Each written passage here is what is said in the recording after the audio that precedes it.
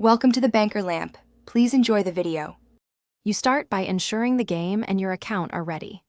Open Efootball 2025, sign into your Konami ID, and go straight to Settings, then Chat and Emote.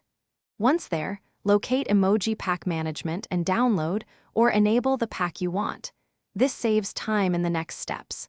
Make sure storage permission is granted so the game can install assets. Doing this now prevents mid-match interruptions and ensures the emoji list is present when you open team or match chat. Now assign and customize so you can deploy emoji quickly in play. You access player profile or club settings and use the 6-slot quick bar to assign emoji to specific shortcuts, reorder them, and set a default for match chat. Once done, customize color or size if the pack allows. This makes emoji readable on small screens and against different stadium backgrounds. Preview your setup in a training lobby or friendly match to confirm visibility and timing before competitive use.